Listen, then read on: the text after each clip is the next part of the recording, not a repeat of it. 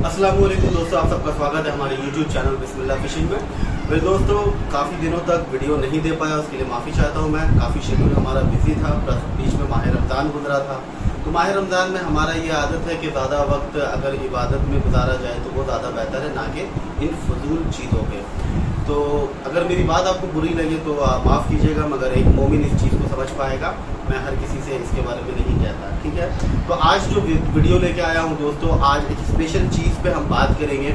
बहुत सारे लोग, बहुत सारे लोग अक्सर नोटिस करते हैं, जब आप खास करके जब आप नए शिकारी हो, तो आप जब जाते हो शिकार करने के लिए तो काफ़ी दफ़ा आपको खाली हाथ आना पड़ता है। तो वो खाली हाथ मतलब मछली चारा क्यों नहीं उठाती है, उसके ताल्लुक से कुछ चर्चा करेंगे। आपके इल्म में इजाफा होगा।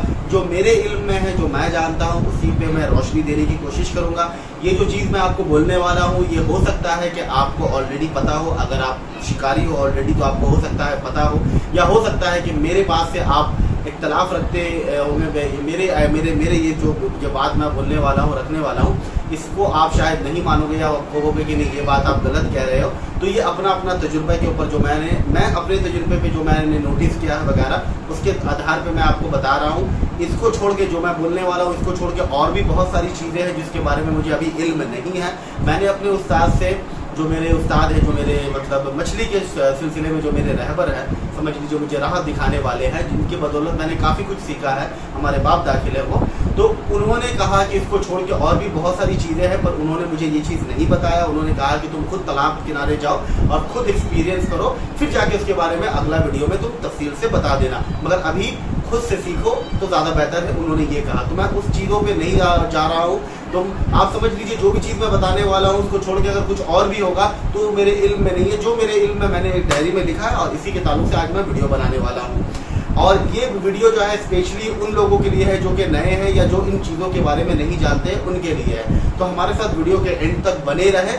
और कुछ बताने या कुछ दिखाने से पहले दोस्तों, एक छोटी सी बात मैं आपको बोलना चाहूँगा। मैं बंगाल का रहने वाला हूँ, कलकत्ता का रहने वाला हूँ। और आप में से जो भी अगर कोई मसाला इस्तेमाल करना चाहते हैं, और आप ऑलरेडी जानते हैं कि बंगाल का मसाला काफ़ी पॉपुलर होता है, तो मेरे पास बहुत तरह का मसाला है और चीज़ें हैं जो मछली पकड़ने से रिलेटेड इस्तेमाल होती है। वो सब चीज़ों को मैं बेचता हूँ। आप जो स्क्रीन पे व्हाट्सएप नंबर देख रहे हैं, इस नंबर पे आप मुझे व्हाट्सएप में रब्ता कर सकते हैं। और रब्ता करने के बाद अपना मसला जो मछली से रिलेटेड है वो आप उनसे पूछ सकते हैं। और कई जगहों में मैं आपको हेल्प भी कर सकता हूँ या सजेशन भी दे सकता हूँ कि कौन सी मछली के लिए कौन सा मसाला आपके लिए बेहतर होगा, ठीक है। तो चलिए अब बिना वक्त को ज़ाया किए शुरू करते हैं। तो पहला नंबर में जो पॉइंट जो आता है दोस्तों, जो मैंने नोट डाउन किया है अपने इल्म के मतलब अपने तजुर्बे के हिसाब से, कि मछली क्यों चारा नहीं उठाती है। क्योंकि बहुत सारे लोग बैठते हैं और चारा अपना अपना फेंकते हैं। आपने देखा होगा कभी कि किसी को मछली लगता है तो किसी को मछली नहीं लगता है, ठीक है। तो उसके पीछे रीज़न क्या होता है? तो पहला रीज़न जो मैं समझता हूँ वो है एक सीज़न मतलब अमूमन तौर पे अगर आप देखेंगे तो गर्मियों के सीज़न में फिशिंग का सीज़न होता है, गर्मी के सीज़न में, और कुछ पानी गिरने से पहले तक, ठीक है, वो गर्मियों का सीज़न होता है। और उस सीज़न में क्या होता है दोस्तों, ये मछली आपका चारा काफ़ी अच्छे तरीके से खाती है। अगर मैं आपके ही हिसाब से बताऊं तो देखिएगा, आप ठंडे के मुकाबले में गर्मी में आपको ज़्यादा भूख लगता है, क्योंकि जल्दी पाचन शक्ति जो होता है जानवरों का या इंसानों का देखा जाए तो वो गर्मियों में बहुत जल्दी चीज़ों को पचाता है और उसको भूख ज़्यादा लगता है। यही हाल मछलियों में भी है। तो मछलियों में गर्मियों में से उन्हें भूख ज़्यादा लगती है। और ठंड में क्या होता है कि उसका मेटाबॉलिज्म रेट, जो खा करके पचाने की शक्ति होती है, वो स्लो डाउन हो जाता है और मछली सुस्ता जाता है, जिसकी वजह से उसे खाने की ज़रूरत नहीं पड़ती है। इसीलिए वो चारा उतना नहीं उठाती है ठंड के मौसम में। इसीलिए आपने देखा होगा अमूमन कि गर्मी के सीज़न में आप जितना मछली शिकार कर पाते हो उसके हिसाब से ठंड में नहीं कर पाते हैं। ये तो हुआ कार्ब की बात। ठंड के सीज़न जो होता है वो बेहतर होता है प्रेडेटरी मछली के लिए। प्रेडेटरी मछली में शिकार आपको ठंड में काफ़ी मिलता है। उसके पीछे जो रीज़न ये है कि गर्मी की सीज़न में क्या होता है, जैसा कि मैंने आपको कहा कि मछली वो बहुत चरत फिरत करती है खाना की खोज में वगैरह।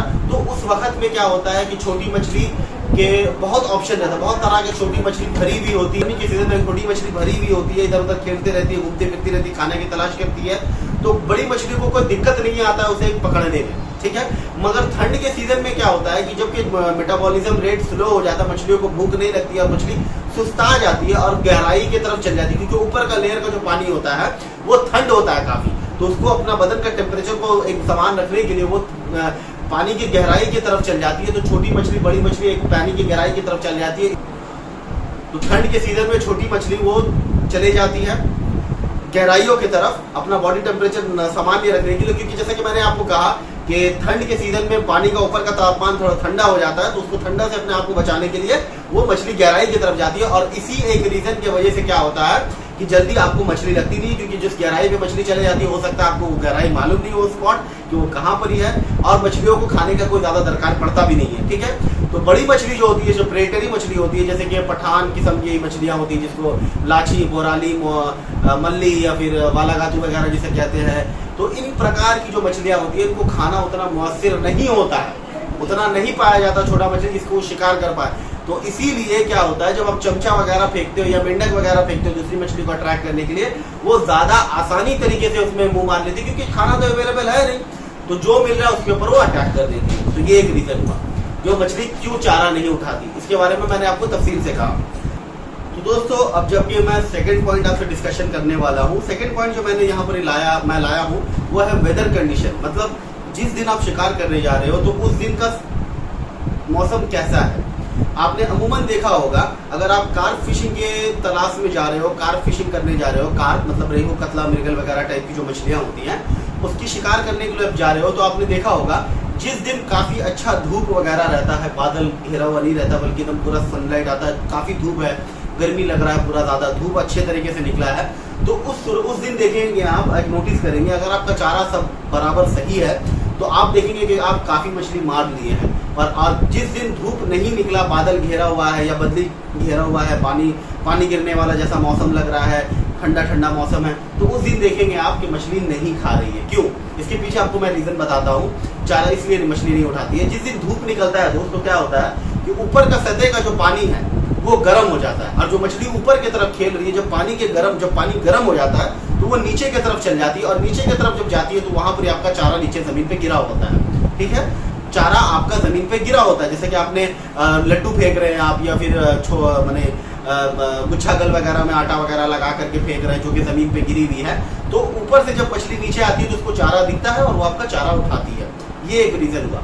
और दूसरा रीजन जो है, मतलब जो चारा नहीं उठाने का रीजन है, जो कि बदली घेरा हुआ जब रहता है, जो मैं समझता हूँ वो ये है कि जब हवा पानी मतलब हवा वगैरह अच्छा चलता है, ठंड का ऐसा मौसम रहता है, तो मछली दौड़ा दौड़ी करती है, खेला करती है। ठीक है, और वो पानी के ऊपर वाला हिस्सा में रहती है, मिड रेंज और ऊपर टॉप वाटर और मिड वाटर में रहती है, जो कि खेला खेली करती है, नीचे की तरफ नहीं जाती है। तो इसके वजह से क्या होता है कि वो आपका चारा नहीं देख पाती है। हाँ, अगर आपका चारा में उतना दम है जो मछली को खींच करके लेके आए, जैसे बंगाल में हमारा पास बहुत तरह का मसाला है, जिसमें अगर कहूँ तो मेरे पास एक मसाला है जिसका नाम दो धार मसाला है, उसमें गारंटी देता हूँ कोई भी सीजन हो मछली को वो खींच के लेके आएगा अपनी तरफ। ठीक है, तो उसी तरह का अगर कोई दमदार मसाला आपके पास है तो ही आप एक्सपेक्ट कर सकते हो कि मछली को आप ऊपर से भी नीचे बैठा दोगे और बैठा के अपना चारा खिला पाओगे। तो ये दूसरा नंबर का रीजन जो मैं समझता हूँ कि मछली चारा क्यों नहीं उठाती है, ये दूसरा नंबर का रीजन। तीसरा नंबर जो मैंने लिखा है वो है ग्रास। बहुत जगहों में आपने देखा होगा कि पानी के नीचे वाला जो जमीन है उसमें बहुत तरह का पौधा उगा हुआ है, घास वगैरह, जो बड़े बड़े घास, इतने बड़े, मतलब समझ लीजिए 2-3 फुट ऊंचा घास अगर भरा हुआ है, या फिर समझ लीजिए शैवला माने जो एल्गी जो नीचे पानी में ग्रो होता है वो भरा हुआ है, या अलग अलग प्रकार का माने पौधा जो जमीन पे उगता है, पानी के अंदर जो जमीन पे उगता है वो पूरा भरा हुआ है, तो इस सूरत हाल में आपके मछली चारा नहीं उठाएगी। क्यों? क्योंकि रीजन ये है दोस्तों, इन सब चीजों को जो मैं बता रहा हूँ, इन सब चीजों को अपने माइंड में रखें, और रखने के बाद इसके ऊपर आप वर्कआउट करें, आप सोचे समझे, तो आपको समझ में आएगा कि जो बात मैं बोल रहा हूँ वो कहीं ना कहीं सही बोल रहा हूँ। अभी क्या है कि जब आपका घास वगैरह भरा हुआ रहता है दोस्तों, जब अपना चारा फेंकते हो, वो चारा क्या होता है, घास से होते हुए जमीन पे गिर जाता है, जमीन पे गिर जाता है, मछलियों को आपका चारा नजर नहीं आता है। इसके वजह से जब नजर नहीं आएगा तो जैसे कि कहावत है ना, दुकान में जो सामान दिखेगा वो बिकेगा, तो वैसे ही तरीके से मछली को चारा दिखेगी तो मछली मुंह मारने का चांस रहेगा। वो भी कंफर्म नहीं होता है कि मछली चारा दिखे तो आपका चारा खा ले, चारा अच्छा हो तो खा ले, बात समझ रहे हैं कि नहीं? पर अगर आपका चारा दिखेगा तो ही ना खाएगी।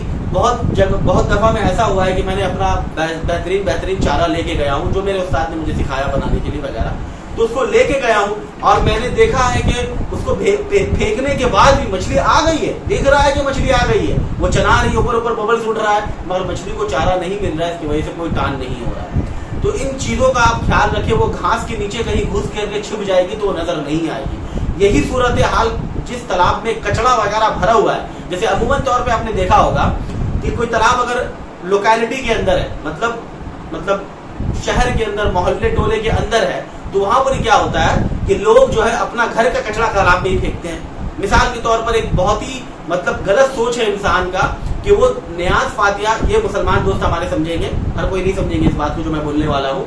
न्याज फातिया का सामान जो है, जैसे कि न्याज फातिया करते हैं, कुछ भी करते हैं, हड़िया वगैरह, बर्तन, वो जो मिट्टी का हंडी वगैरह होता है या जो भी कुछ में जब न्याज फातिया करते हैं, खिलाना पिलाना होता है, या फिर कुरान शरीफ वगैरह ठंडा उंडा करने के लिए वो वहीं के तालाब में फेंक देते हैं, जो कि तालाब का वातावरण को गंदा करता है। तो मेरा अपील है कि ऐसा आप अगर मेंटालिटी रखते हैं कि भाई इसके अंदर फेंक देंगे, इतना गर्म है वो कि उसमें जाएगी और ठंडा हो जाएगी, तो ये आपका सोचना गलत है।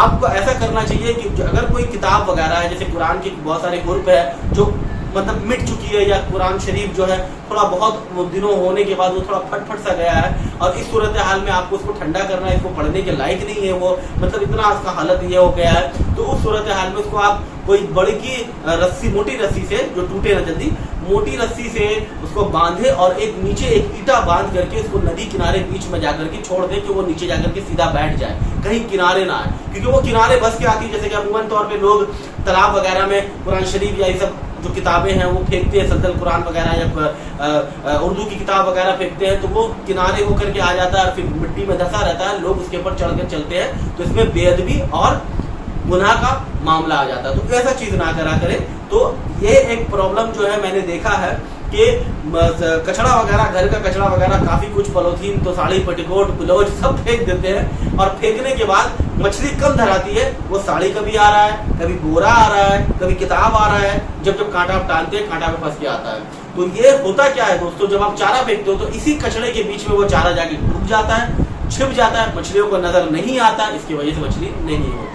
तो ये दूसरा नंबर है। मैंने तीसरा नंबर जो मैं समझता हूँ कि मछली पकड़ने में जो प्रॉब्लम हम लोग फेस करते हैं, जिसकी वजह से मछली नहीं होती है, वो प्रॉब्लम एक ये भी है।